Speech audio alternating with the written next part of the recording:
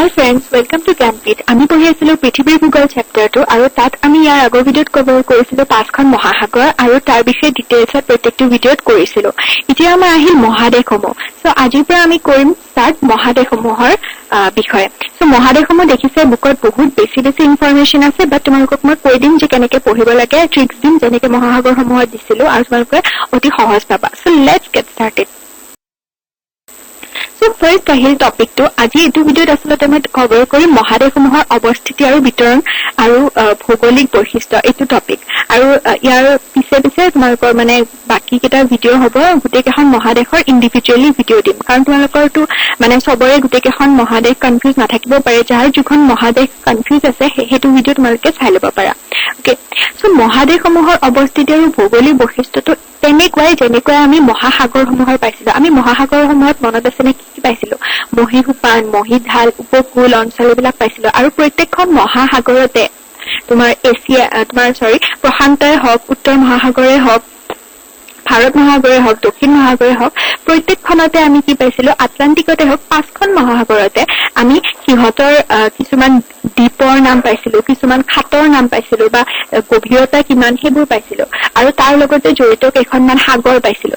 মানে মহাসাগৰসমূহৰ লগত কি কি অৱয়ব জড়িত হৈ থাকে?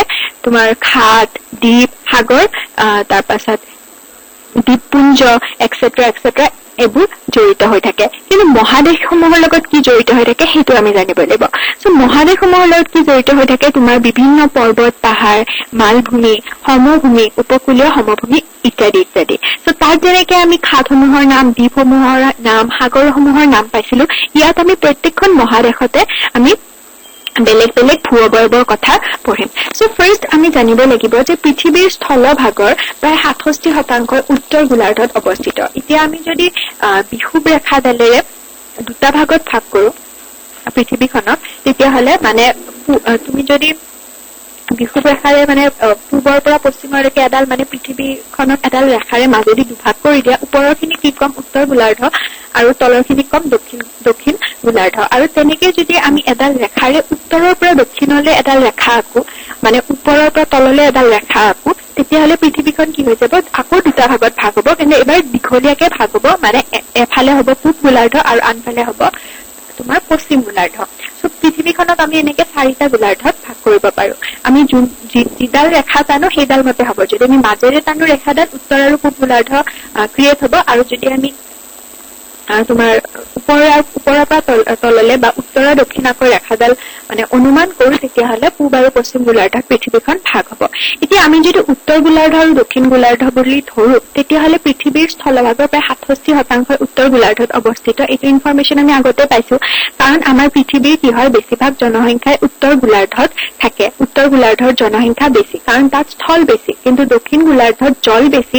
দক্ষিণ গোলাৰ্ধত জলভাগৰ সংখ্যা বেছি আৰু মানে জলভাগৰ পৰিমাণ বেছি, আৰু সেইকাৰণে তোমাৰ দক্ষিণ গোলাৰ্ধত মানুহৰ জনবসতি অলপ কম। এতিয়া উত্তৰ গোলাৰ্ধত কোনকেইখন আমাৰ মহাদেশসমূহৰ ভিতৰত উত্তৰ গোলাৰ্ধত কোনখন অৱস্থিত আৰু দক্ষিণ গোলাৰ্ধত কোনখন অৱস্থিত? সো উত্তৰ গোলাৰ্ধত তোমাৰ 3খন মহাদেশ অৱস্থিত। সেইকেইখন হৈছে উত্তৰ আমেৰিকা, ইউৰোপ আৰু এছিয়া। কি ক'লো? উত্তৰ আমেৰিকা, ইউৰোপ আৰু এছিয়া। তেনেকে তোমালোকৰ দক্ষিণ গোলাৰ্ধত কোনকেইখন মহাদেশ অৱস্থিত? দক্ষিণ গোলাৰ্ধত তোমাৰ অৱস্থিত আফ্ৰিকা, তাৰ পাছত দক্ষিণ আমেৰিকা, অচেনিয়া আৰু এণ্টাৰ্কটিকা। এই দুটা ইনফৰমেশ্যন মনত ৰাখিব লাগিব যে কোনকেইখন মহাদেশ উত্তৰ আৰু কোনকেইখন মহাদেশ দক্ষিণত অৱস্থিত। উত্তৰত 3খন আৰু দক্ষিণত 4খন।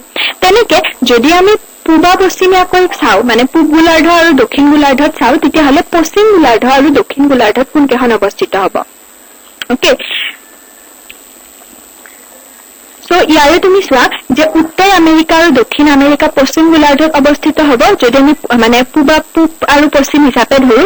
আৰু পূব গোলাৰ্ধত তোমাৰ মানে পূব গোলাৰ্ধত কোনকেইখন মহাদেশ অৱস্থিত হ'ব? এই উত্তৰ আমেৰিকা আৰু দক্ষিণ আমেৰিকাক বাদ দি বাকী গোটেইকেইখন মহাদেশ, বাকী গোটেই 5খন মহাদেশ তোমাৰ পূব গোলাৰ্ধত অৱস্থিত হ'ব। সো এইখিনি ইনফৰমেশ্যন ক্লিয়াৰ হ'ল যে উত্তৰ আমেৰিকাত কেইখন আছিলে? তোমাৰ 3খন, আৰু উত্তৰ গোলাৰ্ধত কেইখন? 3খন, আৰু দক্ষিণ গোলাৰ্ধত কেইখন? তোমাৰ 4খন মহাদেশ অৱস্থিত। তেনেকে পূব গোলাৰ্ধত তোমাৰ অৱস্থিত বাকী কেইখন, আৰু পশ্চিম গোলাৰ্ধত অৱস্থিত অকল 2খন, মানে উত্তৰ আমেৰিকা আৰু দক্ষিণ আমেৰিকা।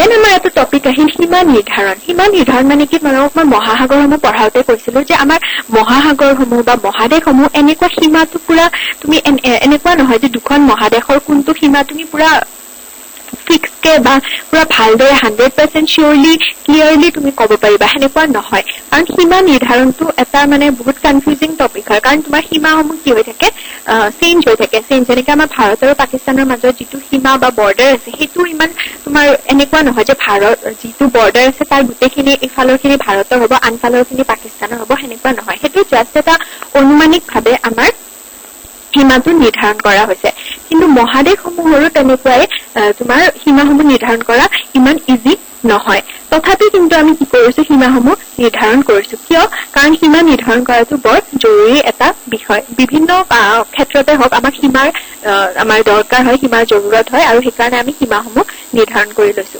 এতিয়া দেশসমূহৰ মাজত বা মহাদেশসমূহৰ মাজত সীমাটো কিহে নিৰ্ধাৰণ কৰে এই সীমাসমূহ নিৰ্ধাৰণ কৰে তাত থকা প্ৰাকৃতিক উপাদানসমূহ এতিয়া প্ৰাকৃতিক উপাদান মানে কি যেনেকে মহাসাগৰসমূহত মই ক'লো সাগৰ দ্বীপ খাত তেনেকুৱা কিছুমান ভূগোলত থাকে তেনেকে মহাদেশসমূহতো কি থাকে নদ নদী সাগৰ মহাসাগৰ আদি থাকে আৰু এই নদ নদী সাগৰ মহাসাগৰ এই প্ৰাকৃতিক উপাদানসমূহে যিকোনো মহাদেশ বা যিকোনো দেশ বা যিকোনো দুখন ঠাইৰ মাজৰ সীমা নিৰ্ধাৰণ কৰাত হেল্প কৰে বা সহায় কৰে ইমানো 100% কে আমি ফিক্স কৰি ক'ব নোৱাৰো তথাপিও কি কৰে হেল্প কৰে যেনেকে উদাহৰণ ললে কি হ'ব তোমাৰ ইউৰোপ আৰু আফ্ৰিকা এই দুখন মহাসাগৰৰ মাজত এই দুখন মহাদেশৰ মাজত সীমা কোনে নিৰ্ধাৰণ কৰিছে ভূমধ্য সাগৰে আৰু এইটো কোৱেশ্চন আহে যে ইউৰোপ আৰু আফ্ৰিকা মহাদেশৰ মাজত সীমা কোনখন সাগৰে বা কোনে নিৰ্ধাৰণ কৰিছে বা কোনে নিৰ্ধাৰণ কৰাত সহায় কৰিছে সেইটো এনসাৰটো হৈছে ভূমধ্য সাগৰ তেনেকে এছিয়া আৰু আফ্ৰিকাৰ মাজৰ মহাদেশ দুখনৰ মাজত আমি সীমা নিৰ্ধাৰণ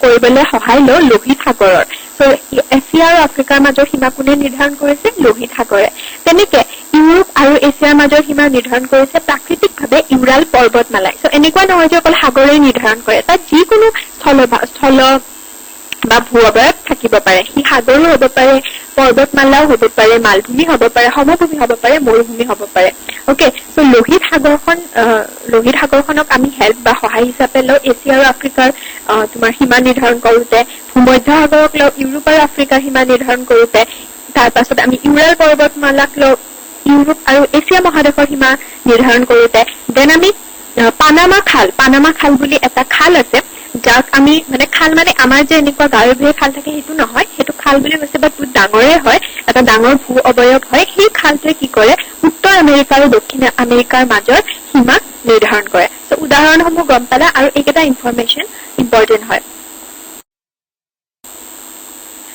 দেন আমি আহো যে মই এইখিনি আচলতে ক'লোৱে যে মহাদেশসমূহত কেনেকুৱা ভূ অৱয়ব থাকে যে পৰ্বত পাহাৰ মালভূমি সমভূমি প্ৰত্যেকখন মহাদেশতে আমি এইবাৰ এই পৰ্বত পাহাৰ মালভূমি সমভূমি এইসমূহ পঢ়িব লাগিব দেন আহিল তোমাৰ জলবায়ু মানে এটা কি ক'ব বিচাৰিছে যে আমাৰ প্ৰত্যেকখন মহাদেশৰে বা প্ৰত্যেকখন মহাসাগৰৰে যিকোনো মানে ঠাইৰ ভূ প্ৰকৃতি কিহৰ ওপৰত নিৰ্ভৰ কৰে বা জলবায়ু কিহৰ ওপৰত নিৰ্ভৰ কৰে বিভিন্ন তোমাৰ ক্ষেত্ৰ আছে সূৰ্যৰ পোহৰৰ ওপৰতো নিৰ্ভৰ কৰে কাৰণ পৃথিৱীখন কি হৈ থাকে সূৰ্যৰ চাৰিওফালে ঘূৰি থাকে তদুপৰি পৃথিৱীখনে নিজৰ অক্ষৰ চাৰিওফালেও ঘূৰি থাকে গতিকে পৃথিৱীৰ ঘূৰ্ণন এই গতিৰ কাৰণে কি হয় আমাৰ সূৰ্যৰ পোহৰটো পৃথিৱীৰ প্ৰত্যেকটো অংশতে বেলেগকে পৰে আৰু যোনটো অংশত বেছিকে পৰিব সেই অংশটোত মানে কি হ'ব জলবায়ুটো উষ্ণ হ'ব বা গৰম হ'ব আৰু অলপমান শুকান হ'ব যিহেতু বেছিকে ৰ'দ পৰিলে বা বেছিকে গৰম হ'লে কি হয় শুকান হয় আৰু ধৰা তোমাৰ য'ত অলপ পৰে অলপ কম পৰে সেনেকুৱা হ'লে সেইটো কি হ'ব বেছি গৰমো নহয়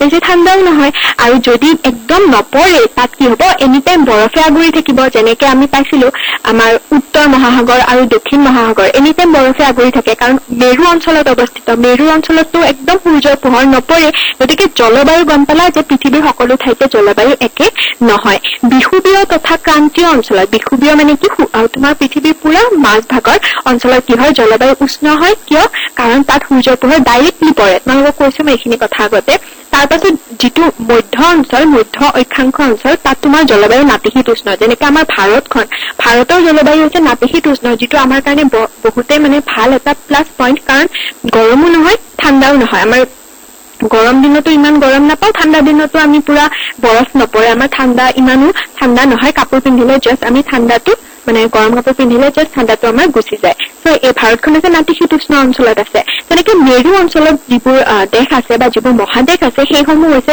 তাত মানে একদম জলবায়ু অতিপাত ঠাণ্ডা, মানে পুৰা বৰফে পৰি থাকিব। আৰু জলবায়ুৰ তাৰতম্যৰ কাৰণে বা উদাহৰণসমূহ দিলো, চ' জলবায়ুৰ তাৰতম্যৰ কাৰণে বা জলবায়ুৰ এই পাৰ্থক্যৰ কাৰণে তাত যিবোৰ উদ্ভিদ হয়, তাত যিবোৰ মানুহৰ চাল চলন হয়, তাত যিবোৰ মানুহৰ তোমাৰ গুণ হয় বা মানুহৰ দেখাৰ বৰণে হওক বা দেখাৰ যি তোমাৰ বৈশিষ্ট্য, মানে এনেতো সকলো মানুহ একেবাৰে দেখাতেই হওক বা কিছুমান তোমাৰ ষ্ট্ৰাকচাৰৰ গঠনৰ ফালৰ পৰা হওক সকলো ঠাইতে বেলেগ বেলেগ হয়। আৰু তাৰ যিবোৰ গছ লতিকা আছে বা তোমাৰ জীৱসমূহ আছে, জীৱসমূহৰ মাজতো পাৰ্থক্য দেখা যায়। এতিয়া আমাৰ ইয়াতে আমি পেংগুইন পাম নেকি? নাপাওঁ। কিন্তু আমি বৰফৰ দেশত বা মেৰু অঞ্চলত আমি কি পাম? পেংগুইন পাম। তেনেকে তাত হাতী পাম নেকি? নাপাওঁ। বাট ইয়াত আমি আমাৰ দেশত কি পাওঁ? হাতী পাওঁ। চ' এনেকে বেলেগ বেলেগ অঞ্চলত বেলেগ বেলেগ জীৱসমূহৰ তোমাৰ অৱস্থিতি দেখা যায়। তোমাৰ য'ত একদম গছ মানে একদম সূৰ্যৰ পোহৰ এনি টাইম পৰি থাকে, তাত সদায় চিৰসেউজীয়া অৰণ্য পোৱা যায়, মানে পুৰা গছবোৰ সেউজীয়া হৈ থাকে এনি টাইম। আৰু যিবোৰ মৰুভূমি অঞ্চল য'ত তোমাৰ মানে বেছি বৰষুণ নহয়, তাত কি পাওঁ? আমি কেকটাছ জাতীয় গছ পাওঁ, কাঁইটীয়া উদ্ভিদ পাওঁ। আৰু বৰফ জাতীয় যিবোৰ অঞ্চল তাত আমি কি পাওঁ? ঢেকীয়া জাতীয় উদ্ভিদ পাওঁ বা শেলুৱাই আদি পাওঁ। অ'কে, সেইখিনি বুজি পালা? দেন জনসংখ্যাৰ তাৰতম্য মানে কি? জনসংখ্যাৰ যি পাৰ্থক্য। চ' জনসংখ্যাৰ পাৰ্থক্যটো সেইকাৰণে হয়, মই কৈছো যে উত্তৰ গোলাৰ্ধত বেছি জনসংখ্যা কিয়? কাৰণ তাত স্থলভাগ বেছি। আৰু মেৰু অঞ্চলসমূহত কি? জনসংখ্যা অতি কম, মানে য'ত এনি টাইম বৰফ পৰি থাকে তাত জনসংখ্যা অতি কম। কাৰণ তাত তুমি মানে তাত মানুহ থকাৰ বাবে ইমান উপযোগী নহয়। এনি টাইমটো মানুহে এনেকে মানে থাকে তাত। তোমালোকে দেখিছা আমেৰিকাতো তোমাৰ বেছিভাগ কোৰিয়া বা চাইনাতে হওক মানে অলপমান ঠাণ্ডা হয় দেশবোৰ, দেখিছা মানুহবোৰ অলপ মানে বেলেগ, আমাতকে দেখাত বেলেগ। আৰু সিহঁতৰ তোমাৰ কাপোৰ বা তোমাৰ যি মানে গঠন সেইটোও বেলেগ হয়। গতিকে থাকে মানুহ, নথকা নহয়, বাট জনসংখ্যাটো অতি কম হয়, ইমানো বেছি নহয়। আৰু তদুপৰি তাৰ যি কৃষি হওক, উদ্যোগ হওক, তোমাৰ বাণিজ্য বেপাৰ, তাৰপিছত পৰিবহন আদি প্ৰত্যেকটো দিশতে তোমাৰ কি হয়? বেলেগ বেলেগ হয়। হ'ল। চ' এইখিনি আছিল তোমাৰ মহাদেশসমূহৰ ভূ অৱয়ৱৰ লগত ৰিলেটেড কথা। চ' ইয়াৰ পাছত আমি এটা কি কৰিম? এখন তালিকা পাম য'ত আমি মহাদেশসমূহৰ মাটিকালিৰ বিতৰণ পঢ়িম।